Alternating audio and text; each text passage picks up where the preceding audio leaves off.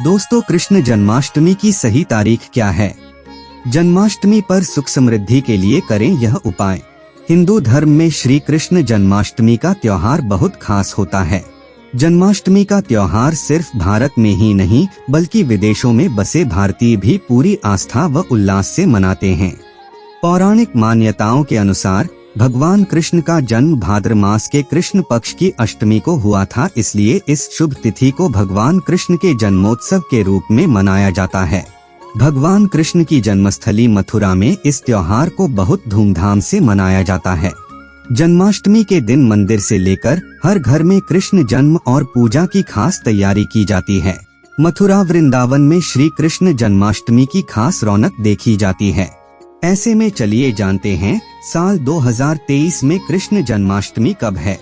नमस्कार दोस्तों, धर्म संसार चैनल पे आप सभी का स्वागत है। अगर आप भी भगवान श्री कृष्ण के भक्त हैं तो कमेंट में जय श्री कृष्ण जरूर लिखें। 6 या 7 सितंबर कब मनाई जाएगी जन्माष्टमी 2023? हर साल की तरह इस बार भी श्री कृष्ण जन्माष्टमी की तिथि को लेकर भक्तों में असमंजस की स्थिति बनी हुई है। दरअसल हर साल जन्माष्टमी का त्योहार 2 दिन मनाया जाता है। एक दिन गृहस्थ जीवन वाले और दूसरे दिन वैष्णव संप्रदाय वाले जन्माष्टमी मनाते हैं। ऐसे में आपको बता दें कि 6 और 7 सितंबर दोनों दिन श्री कृष्ण जन्मोत्सव मनाया जाएगा। गृहस्थ जीवन वाले 6 सितंबर और वैष्णव संप्रदाय 7 सितंबर को जन्माष्टमी मनाएंगे। धार्मिक मान्यताओं के अनुसार श्री कृष्ण का जन्म रात्रि 12 बजे रोहिणी नक्षत्र में हुआ था। जन्माष्टमी 2023 शुभ मुहूर्त भाद्रपद माह की कृष्ण पक्ष की अष्टमी तिथि आरंभ 6 सितंबर 2023 को दोपहर 03:27 से। कृष्ण पक्ष की अष्टमी तिथि समापन 7 सितंबर 2023 को दोपहर 04:14 पर। रोहिणी नक्षत्र 6 सितंबर को सुबह 09:20 से 7 सितंबर सुबह 10:25 तक। जन्माष्टमी पूजा विधि। जन्माष्टमी पूजा विधि। सबसे पहले चौकी पर लाल कपड़ा बिछा दीजिए। भगवान कृष्ण की मूर्ति को चौकी पर एक पात्र में रखिए। अब दीपक जलाएं, साथ में 2 धूप बत्ती भी जलाएं। भगवान श्री कृष्ण से प्रार्थना करें, हे भगवान श्री कृष्ण, कृपया पधारिए और पूजा ग्रहण कीजिए। श्री कृष्ण को पंचामृत से स्नान करवाइए। इसके बाद गंगा जल से स्नान करवाइए। इसके बाद श्री कृष्ण को वस्त्र पहनाइए। आसन पर बैठाकर श्री कृष्ण भगवान का श्रृंगार कीजिए। इसके बाद पंचोपचार पूजा करें। सबसे पहले भगवान कृष्ण को दीपक दिखाइए। इसके बाद धूप दिखाइए। अष्टगंध चंदन या रोली का तिलक लगाएं। इसके साथ ही अक्षत भी तिलक पर लगाइए। फिर माखन, मिश्री व अन्य भोग सामग्री भगवान को अर्पण कीजिए। तुलसी का पत्ता विशेष रूप से अर्पण कीजिए। पीने के लिए गंगा जल अर्पण कीजिए। इत्र अर्पण कीजिए। इसके बाद फूलमाला व फूल अर्पण कीजिए। अब श्री कृष्ण का इस प्रकार ध्यान कीजिए। श्री कृष्ण बच्चे के रूप में पीपल के पत्ते पर लेटे हैं। उनके शरीर में अनंत ब्रह्मांड हैं। वह अंगूठा चूस रहे हैं। इसके साथ ही श्री कृष्ण के नाम का अर्थ सहित बार बार चिंतन कीजिए। कृष्ण का अर्थ है आकर्षित करना, न का अर्थ है परमानंद या पूर्ण मोक्ष। इस प्रकार कृष्ण का अर्थ है वह जो परमानंद या पूर्ण मोक्ष की ओर आकर्षित करता है, वही कृष्ण है। मैं उन श्री कृष्ण को प्रणाम करता हूँ। वह मुझे अपने चरणों में अनन्य भक्ति प्रदान करें। श्री कृष्णाय शरणम मम। इस मंत्र का निमंत्रण निरंतर जप करने से भगवान श्री कृष्ण की विशेष कृपा प्राप्त होती है। सभी दुख दूर होते हैं, सभी तकलीफ दूर होती हैं। इस मंत्र का मतलब है कि आप भगवान श्री कृष्ण की शरण में पहुंच गए हैं। भगवान ने आपको अपनी शरण में ले लिया है। अब आप पर कोई भी दुख और तकलीफ नहीं आएगी। नमो भगवते श्री गोविंदाय। भगवान श्री कृष्ण के इस द्वादशाक्षर 12 मंत्र का जो भी जाप करता है उसे सुख समृद्धि और सौभाग्य की प्राप्ति होती है। प्रेम विवाह करने वाले लोगों के लिए यह रामबाण साबित होता है। श्री कृष्णाय नमः। इस पावन मंत्र को स्वयं भगवान श्री कृष्ण ने बताया था। इसके जप से जीवन से जुड़ी तमाम बाधाएं दूर होती है। घर व परिवार में सुख और समृद्धि का वास होता है। कृष्ण जन्माष्टमी पर क्या उपाय करें? अटके कार्यों में गति के लिए उपाय। कृष्ण जन्माष्टमी के दिन सुबह स्नान व ध्यान आदि करने के बाद घर के बाल गोपाल को नई पोशाक पहनाएं, भोग लगाएं और गोपी चंदन से श्रृंगार करें। उसके बाद पास के राधा कृष्ण मंदिर में जाकर वैजयंती फूलों की माला अर्पित करें। अगर वैजयंती फूल ना मिले तो पीले फूलों की माला भी अर्पित कर सकते हैं। ऐसा करने से भगवान कृष्ण का आशीर्वाद मिलेगा और अटके कार्यों में गति आएगी। भाग्य को मजबूत बनाने का उपाय। जन्माष्टमी के दिन बाल गोपाल को केसर, मेवा, मिश्री, साबूदाने या खीर का तुलसी दल डालकर भोग लगाएं, लेकिन ध्यान रखें कि खीर में चीन की जगह मिश्री की डली डालें। साथ ही सफेद मिठाई भी अर्पित करें। ऐसा करने से कान्हा की कृपा मिलती है और भाग्य भी मजबूत होता है। धन धान्य की कमी को दूर करने का उपाय। सुख समृद्धि के लिए जन्माष्टमी के दिन बाल गोपाल को पूजा करते समय एक पान का पत्ता भी अर्पित करें।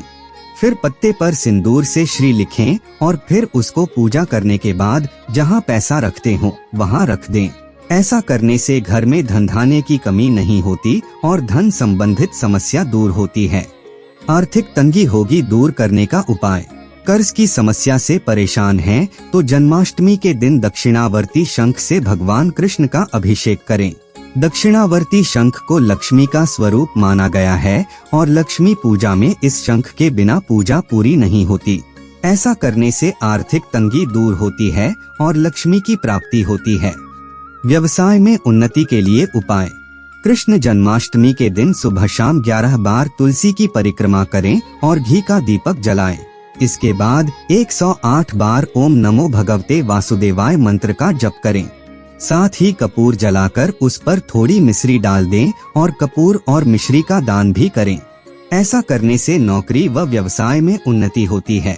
जन्माष्टमी 2023 कृष्ण जन्माष्टमी की कथा क्या है? द्वापर युग के अंत में मथुरा में उग्रसेन राजा राज्य करते थे। उग्रसेन के पुत्र का नाम कंस था। कंस ने उग्रसेन को बलपूर्वक सिंहासन से उतारकर जेल में डाल दिया और स्वयं राजा बन गया। कंस की बहन देवकी का विवाह यादव कुल में वासुदेव के साथ निश्चित हो गया। जब कंस देवकी को विदा करने के लिए रथ के साथ जा रहा था तो आकाशवाणी हुई, हे कंस, जिस देवकी को तू बड़े प्रेम से विदा कर रहा है उसका 8वां पुत्र तेरा संहार करेगा। आकाशवाणी की बात सुनकर कंस क्रोध से भरकर देवकी को मारने के लिए तैयार हो गया। उसने सोचा न देवकी होगी न उसका कोई पुत्र होगा। वासुदेव जी ने कंस को समझाया कि तुम्हें देवकी से तो कोई भय नहीं है, देवकी की 8वीं संतान से भय है, इसलिए मैं इसकी 8वीं संतान को तुम्हें सौंप दूंगा। कंस ने वासुदेव जी की बात स्वीकार कर ली और वासुदेव देवकी को कारागार में बंद कर दिया। तत्काल नारद जी वहां आ पहुँचे और कंस से बोले कि यह कैसे पता चलेगा कि 8वां गर्भ कौन सा होगा, गिनती प्रथम से शुरू होगी या अंतिम गर्भ से। कंस ने नारद जी के परामर्श पर देवकी के गर्भ से उत्पन्न होने वाले समस्त बालकों को एक एक करके निर्दयता पूर्वक मार डाला। भाद्रपद के कृष्ण पक्ष की अष्टमी को रोहिणी नक्षत्र में श्री कृष्ण जी का जन्म हुआ। उनके जन्म लेते ही जेल की कोठरी में प्रकाश फैल गया। वासुदेव देवकी के सामने शंख, चक्र, गदा एवं पद्मधारी चतुर्भुज भगवान ने अपना रूप प्रकट कर कहा, अब मैं बालक का रूप धारण करता हूँ, तुम मुझे तत्काल गोकुल में नंद के यहाँ पहुँचा दो और उनकी अभी अभी जन्मी कन्या को लेकर कंस को सौंप दो।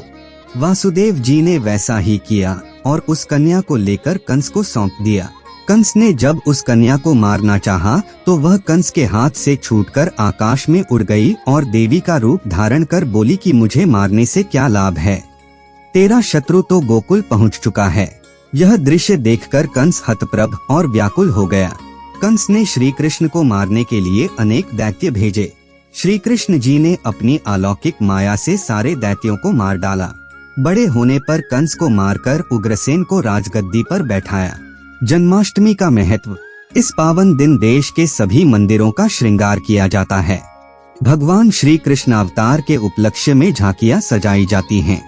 भगवान श्री कृष्ण का श्रृंगार करके झूला सजाया जाता है, फिर उन्हें झूला झुलाया जाता है। स्त्री व पुरुष दोनों ही रात के 12 बजे तक व्रत रखते हैं। रात को 12 बजे शंख तथा घंटों की आवाज से श्री कृष्ण के जन्म की सूचना चारों दिशाओं में गूंज उठती है।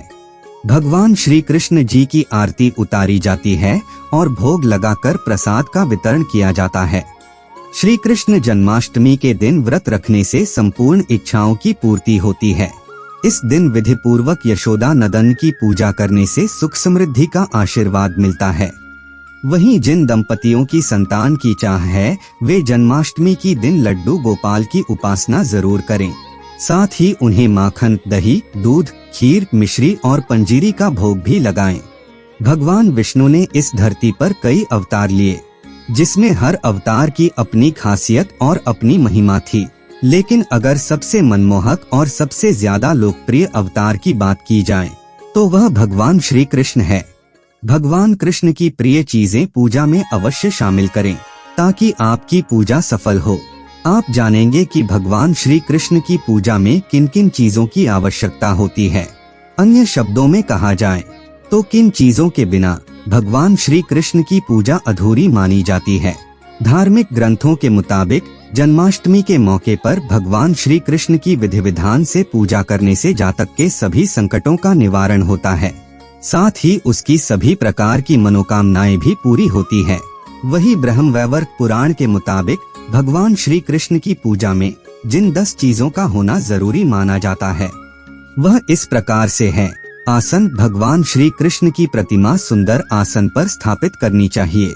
आसन लाल, पीला या केसरिया रंग का व मोतियों से सजा हो तो अति उत्तम है।